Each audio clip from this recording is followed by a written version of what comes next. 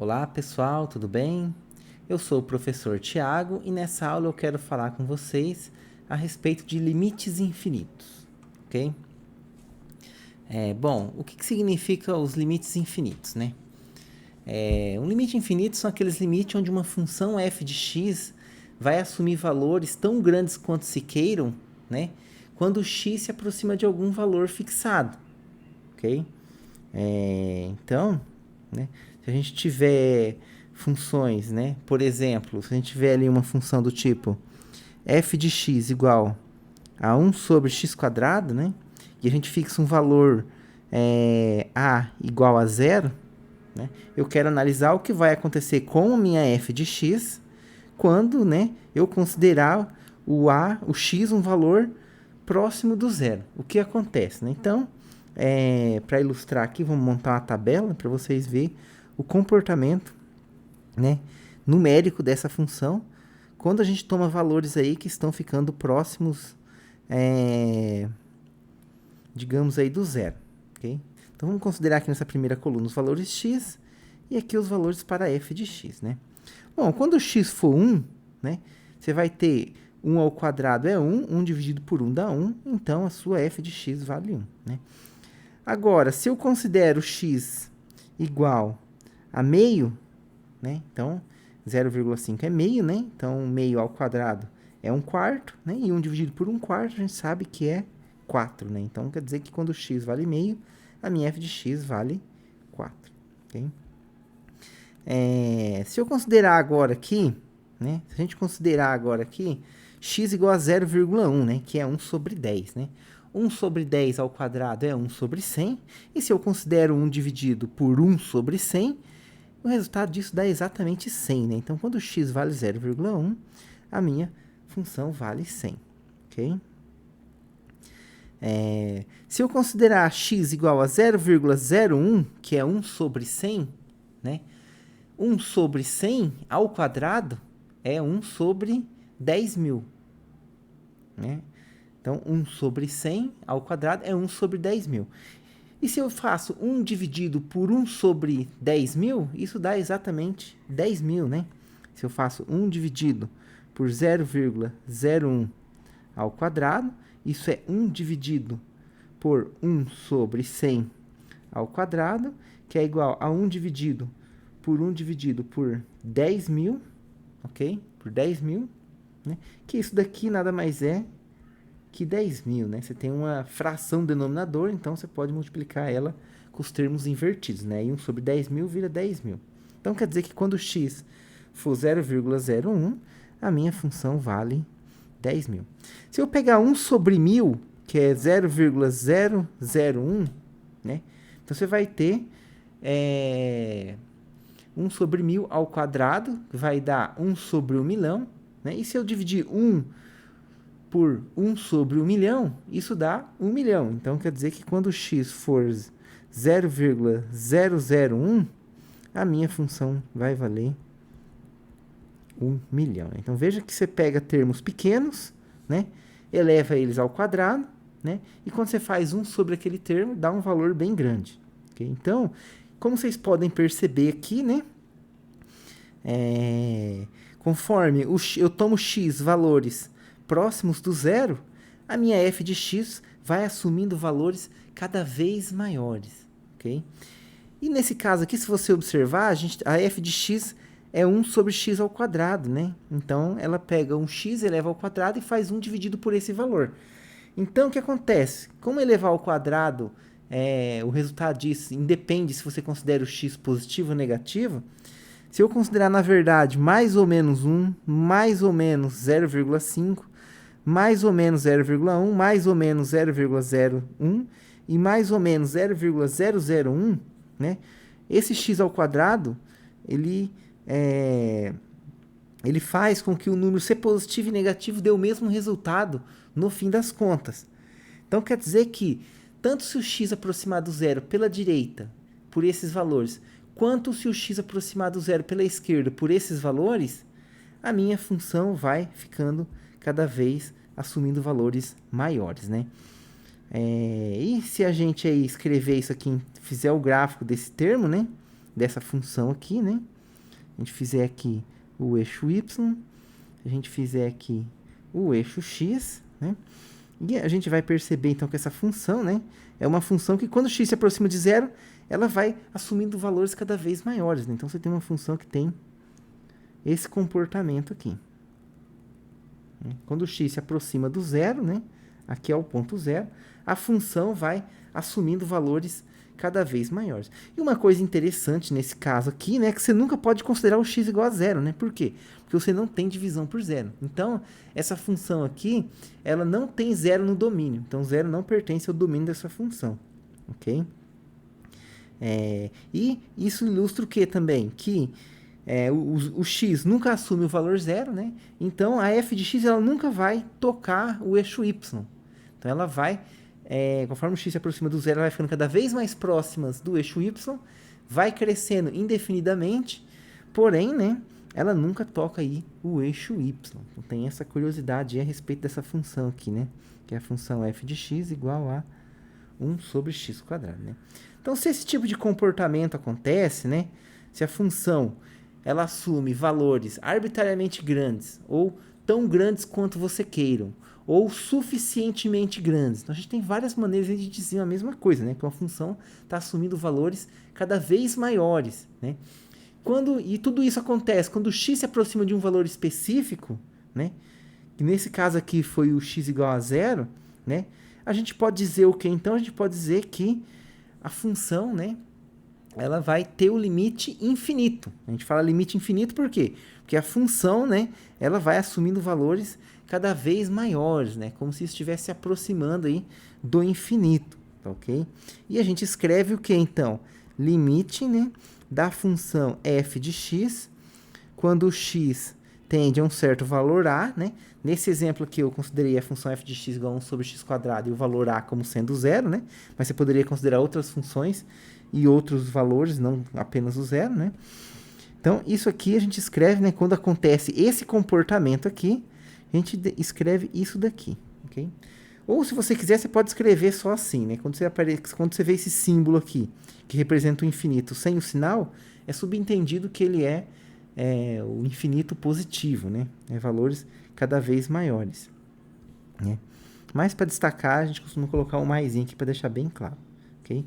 E vale destacar também, né, que está implícito aqui nesse caso que o limite de f de x quando x tende a vai ser infinito, claro, quando o x, né, se aproximar de um certo valor tanto pela direita quanto pela esquerda e, em ambos os casos, né, o limite da função for assumindo valores cada vez maiores. Aí você pode dizer que o limite é infinito, né? Um exemplo que isso aqui não acontece, né, que você não pode escrever isso daí, né, é o exemplo que você tem lá, a função, né, considera a função g de x como sendo 1 sobre x, ok? 1 sobre x, né? Então, nessa função aqui, se você montar uma tabelinha rápida aqui, né, você vai perceber o quê? Aqui você coloca o x, aqui você coloca o f de x, né? Quando o x for 1, ela vale 1. Quando o x for 0,1, que é 1 sobre 10, ela vale 10. Quando o x for 0,01, ela vale 100. Quando o x for 0,001, ela vale 1000. E assim por diante, né? Você tem esse comportamento aqui para essa função, né? Só que acontece agora, né, com o gráfico, quando a gente analisa o gráfico dessa função aqui, né? Quando a gente analisa o gráfico dessa função, se x se aproxima do zero pelo lado direito, o lado direito de zero, os números são positivos. Então, você vai estar dividindo 1 por números aqui que são positivos. E 1 dividido por número positivo, o resultado é positivo, né? Então, do lado direito, essa função, né, conforme x se aproxima de zero, ela assume valores cada vez maiores. Então, essa função aqui ela tem também um comportamento parecido ali com 1 sobre x quadrado. Ela tem esse comportamento aqui, né? A função 1 sobre x se parece com a função 1 sobre x quadrado nesse aspecto. Porém, o que acontece agora, né? Como você não tem o quadrado aqui no denominador, quando você considerar esses valores, 1, 0,1, 0,01, 0,001, quando você considerar esses valores negativos, então você vai estar dividindo 1 por um valor que está próximo do zero, mas é negativo.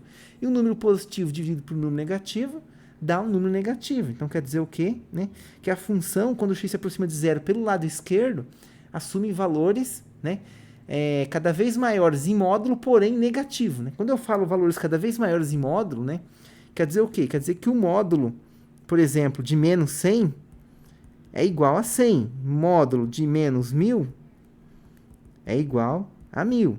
Ou seja, então, os valores que estão aqui dentro, né, são valores que estão ficando cada vez maiores em módulo, né? Porém, os números que eu estou considerando, eles são números negativos, né? Professor, mas quando o número está ficando muito grande, né, a gente fala que está indo para infinito, né? Por que quando ele está indo para o lado contrário, a gente não fala que ele está ficando menor, está ficando pequeno? A gente não pode dizer isso, né? Porque quando a gente fala um número pequeno, a ideia, né, é que seja uma coisa tipo pequena mesmo, é 0,0 alguma coisa. Né? Então a gente não pode usar números, por exemplo, menos 100, menos 1000, menos 10.000, menos 1 milhão, falar que isso é uma coisa pequena. Né? Então como que a gente se refere a essas quantidades? Né? A gente fala números, né? Números grandes em módulo, né? Porém negativos. Então você sabe que quando você calcula o módulo daqueles números, são números grandes, né? Porém eles são negativos. Okay? Então essa é a maneira como a gente se refere. Né? Números grandes em módulo, porém negativos. É a maneira pela qual a gente se refere a números do tipo menos 100, menos 1000, menos 1 milhão, menos 1 bilhão, né? Que é o menos infinito, né? A função, os valores estão indo para menos infinito. São valores que são muito grandes em módulo, porém valores negativos, ok? Então a gente tem essa nomenclatura aí que tem que tomar um cuidado, né? O menos infinito aqui, que é o oposto do mais infinito, né? Você fala que números que estão indo para o infinito são grandes. O oposto, que seria o menos infinito, não pode falar pequeno, né? Pequeno, porque pequeno é a ideia de algo que está próximo do zero, né? Algo que está ficando pequeno no sentido de que não tem um comprimento grande, vamos dizer assim, né? Então, para se referir aos números negativos, né? Que estão indo para menos infinito, né? Você tem que se referir a números grandes em módulos, porém negativos, né? Essa seria a maneira correta você se referir a esses números, tá bom? Né? E nesse caso aqui, então, né? Esses números eles vão estar grandes em módulo, porém negativos. Se eles estão negativos, quer dizer o quê? Que o gráfico vai ficar pro lado de baixo aqui, né? Isso aqui é a função 1 sobre x à esquerda do zero, né? Então, nesse caso aqui, você não pode escrever isso daqui. Você não pode escrever isso daqui, né? Por quê? Porque os limites laterais aqui estão se aproximando estão indo para lugares diferentes, né? Pela direita está assumindo valores cada vez maiores, né? Pela esquerda está assumindo valores maiores em módulo, porém valores aí negativos, ok? Então, o que a gente pode escrever nesse caso aqui é o seguinte, né? A gente pode dizer, né, que o limite, né, de 1 sobre x, quando x tende a zero pela direita, é igual a mais infinito, né? E a gente pode escrever também que o limite de 1 sobre x, quando x tende a zero pela esquerda, né? Ou seja, a gente considera aqui os limites laterais, né? É igual aqui a menos infinito, beleza? Um outro exemplo que a gente tem de funções que acontece isso aqui também, né? Funções, você pode pegar, por exemplo, h de x igual a função tangente de x, né? Função tangente de x, né? Para quem não lembra aí, né? O gráfico da tangente, né? Você tem aqui o menos π sobre 2. Aqui você tem o π sobre 2, né? E o gráfico ele tem o seguinte comportamento da tangente, né? Ele vem se aproximando no menos infinito dessa reta x, né? Essa reta aqui é a reta x igual a menos π sobre 2, né? Já essa reta aqui é a reta x igual a π sobre 2. Professor, pessoal, quando eu falo assim, a reta x igual a menos π sobre 2, reta x igual a π sobre 2, né? Tá subentendido o quê? Que isso aqui de fato é uma reta, né? É uma linha reta pontilhada que eu estou desenhando aqui para vocês, né? Vocês podem perceber isso daí, né? Mas quando eu falo reta, eu não teria que falar, né? Equação da reta y igual a mx mais b, por exemplo, onde m é a inclinação. Por que aqui não aparece, eu falo reta, mas não aparece o y, né? Por quê? Porque essa inclinação aqui, ela tem essa reta pontilhada, né? Ela está fazendo um ângulo de 90 graus com o eixo x. Então, ela tem inclinação infinita. Então, eu não posso escrever essa equação aqui. Então, por isso, né? Eu escrevo só o x igual a π sobre 2. O y não aparece. Professor, mas se o y não aparece, como que eu sei quem são o y? O y ele pode ser qualquer valor. Veja aqui, quando você escreve x igual a π sobre 2, né? Eu estou falando o quê? Ó, que são os pontos onde o x vale π sobre 2. E os y? Eu não estou falando nada dos y. Se eu não falo nada dos y, quer dizer o quê? Que o y pode assumir qualquer valor. Qualquer valor, né? Então, se eu falei apenas que x é igual a π sobre 2, e que isso é uma reta, então o y está livre. Então, você faz o quê? Você vem aqui no π sobre 2, você fixa o x, deixa o y livre. O y livre nada mais é que isso variar à vontade no sentido vertical, né? Por isso que quando você deixa o y variar à vontade e o x fixado em π sobre 2, você tem exatamente a reta vertical. O mesmo acontece no menos π sobre 2. Professor, se eu tivesse uma reta horizontal aqui no 2, só para finalizar esse raciocínio. Se você tivesse uma reta horizontal no 2, quer dizer o quê? Que você veio aqui na altura 2 no eixo y e fixou o y igual a 2. Então, isso aqui é a equação dessa reta horizontal aí. Okay? E o x? Bom, o x eu não falei nada. Então, o x está livre para variar à vontade. Eu fixei apenas o y, deixo o x variar à vontade aqui no sentido horizontal e você obtém aí essa reta, então, né? Essa reta aí na altura 2. Então, essa é a ideia de retas, né? Que são aí paralelas aos eixos cartesianos, seja paralela ao eixo x ou paralelo ao eixo y. Então, é importante aí, né? Destacar essa nomenclatura aí, tá bom, gente? Só voltar aqui, né? E quem que é a tangente, então? Né? A tangente, quando o x vai para menos π sobre 2, ela vai para menos infinito. Ela se aproxima de valores cada vez mais próximos de menos infinito. Já quando o x se aproxima de π sobre 2, a tangente assume valores próximos de mais infinito. Então, são valores arbitrariamente grandes, né? Então, o gráfico da tangente, pessoal, é isso daqui. Ela passa no zero, né? Porque a tangente de zero é zero. Então, ela faz exatamente isso daqui. E ela se aproxima da reta pontilhada, né? Mas nunca toca essa reta aí, ok? Então, isso aqui é o gráfico da função tangente, né? O que você pode escrever aqui é que o limite, né? Da tangente de x, quando x tende a π sobre 2 pela direita, é igual a mais infinito, né? E o limite, né? Da tangente de x, quando x tende a π sobre 2 pela esquerda, isso aqui já, por sua vez, é igual a menos infinito. Então, a gente tem aí esse outro exemplo aí, né, de funções que assumem valores arbitrariamente grandes, né, ou arbitrariamente grandes em módulo, com os valores sendo negativos. Muito bem. Mas a gente precisa, né, isso aqui é a ideia, vamos dizer assim, intuitiva do limite, né? Como que a gente justifica formalmente o limite infinito, né? A gente precisa dar a noção lá por epsilon e delta, né? Mas aqui agora não vai ser exatamente epsilon e delta. Por quê? Epsilon e delta você tem exatamente quando x se aproxima de um valor real fixado e a f de x começa a se aproximar de um valor também, que a gente vai chamar o resultado do limite, né? Só que aqui o que acontece, né?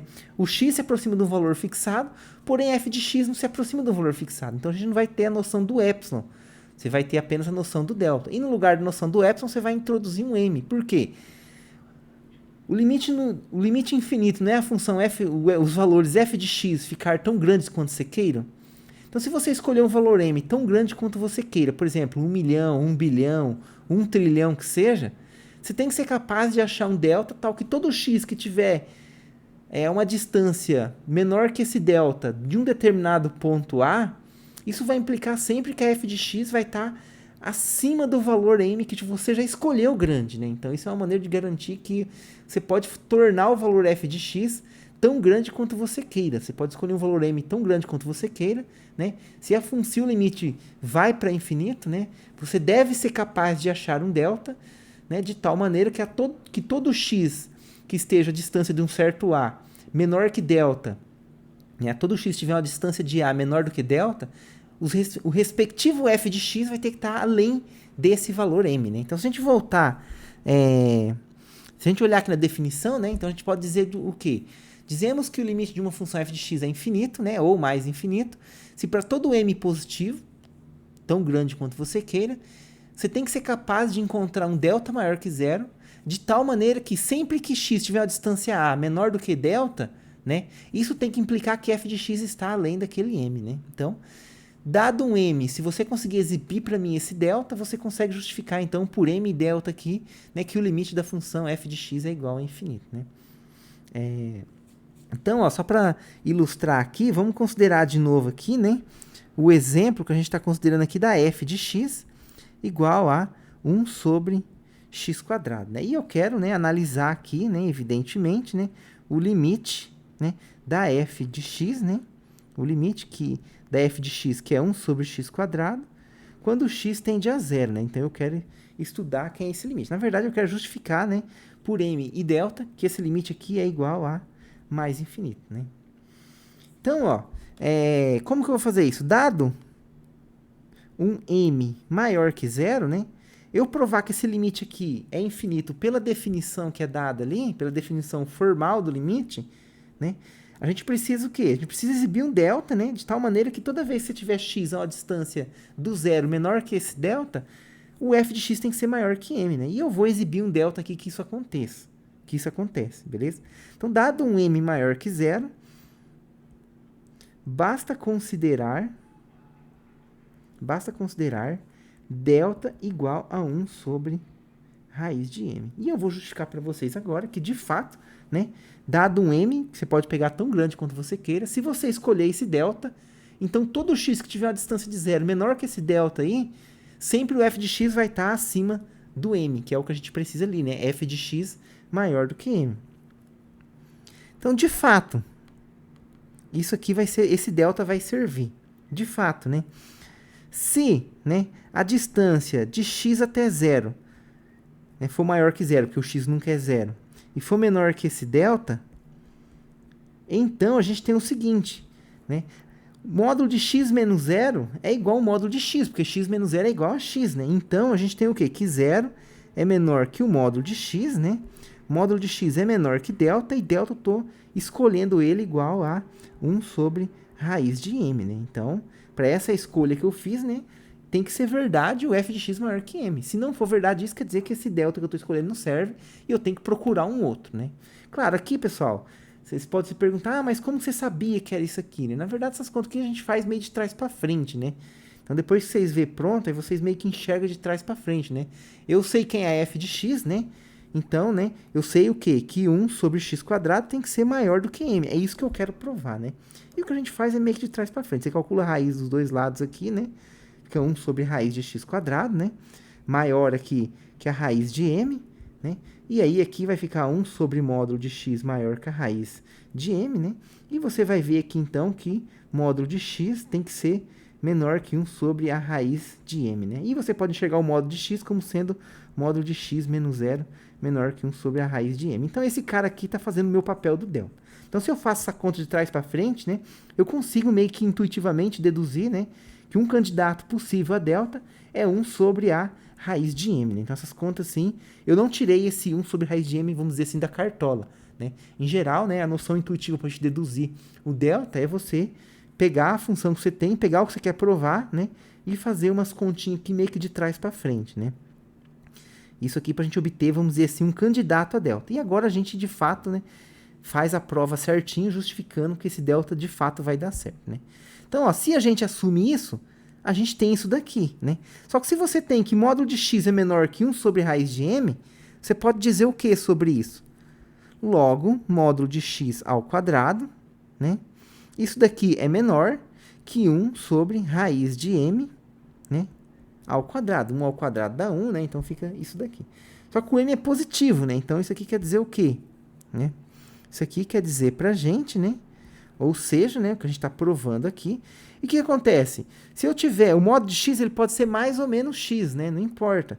Só que quando eu elevo ao quadrado, vai dar sempre a mesma coisa que x², né? Por quê? Porque a gente sabe que x² é igual a menos x². Então, independente se o módulo de x é mais ou menos x, né?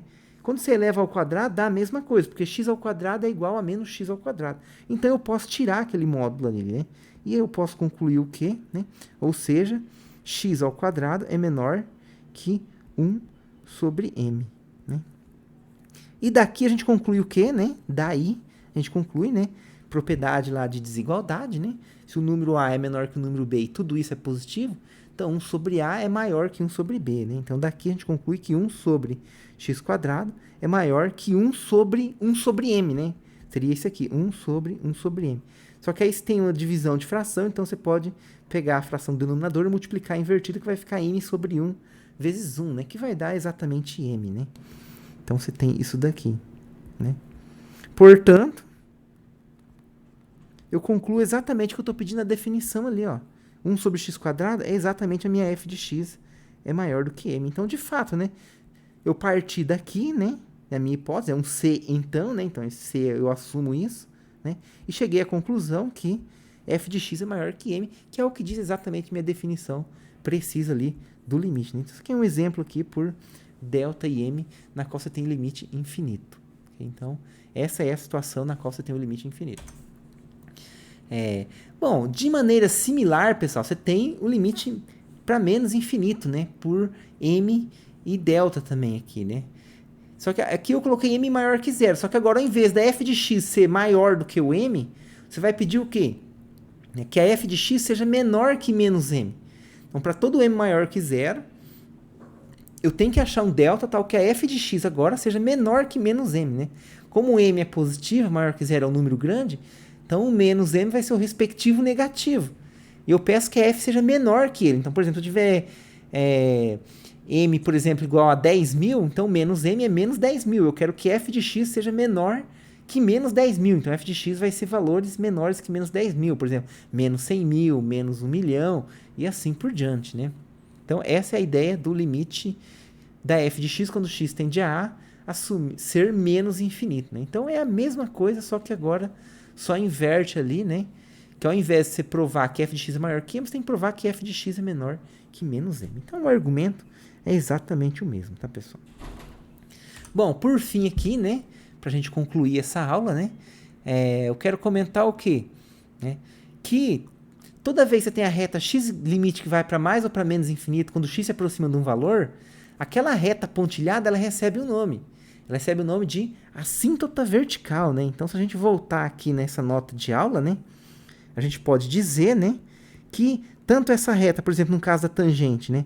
Essa reta aqui é uma assíntota vertical, né? E a mesma coisa acontece com essa outra reta aqui, é uma assíntota vertical. Então, a assíntota, pessoal, vertical é aquela reta na qual, né, quando você toma um x se aproximando do valor que define aquela reta, a f de x assume valores cada vez maiores ou cada vez maiores em módulo mais negativos, ok? Então, quando x vai para mais infinito naquele ponto, ou quando x vai para menos infinito naquele ponto, você pode falar que a reta é uma assíntota vertical. E um detalhe, como vocês podem ver aí, né? Você não precisa, para ser uma assíntota vertical, que exista o limite, né? Por exemplo, né? Nesse caso aqui, a gente tem um limite tanto pela direita quanto pela esquerda. Em ambos os casos, o limite vai para mais infinito, ok? Já nesse caso aqui da 1 sobre x, né? De um lado vai para mais infinito, do outro lado vai para menos infinito, né? Então, você pode falar nesse caso aqui, né, que a reta é x igual a zero, né, que é o próprio eixo y, né, nesse caso aqui é a sua assíntota vertical, ok? X igual a zero é a assíntota vertical. Então, mesmo que eu não tivesse o lado esquerdo aqui, ó, que eu não tivesse isso daqui, ainda assim eu poderia dizer que a reta x igual a zero é uma assíntota vertical. Por quê? Para ser assíntota vertical, basta que exista um dos limites laterais de um dos dois lados sendo mais ou menos infinito. Então, a gente tem todas essas possibilidades aí, ó. O limite ser mais infinito, o limite ser menos infinito, o limite lateral pela direita ser mais infinito, o limite lateral pela esquerda ser mais infinito, e o limite lateral pela direita ser menos infinito, e o limite lateral pela esquerda ser menos infinito. Então, todas essas possibilidades aí já é suficiente para você ter o que a gente chama de assíntota, né? Pessoal, quando a gente fala assim, o limite existe. O que é o limite existir? Quando a gente fala limite existe, pessoal, a gente está falando, né, que o limite de um valor f de x vai ser um L. E esse L aqui vai ser um número real. Okay? Então, aí sim você pode falar que o limite existe.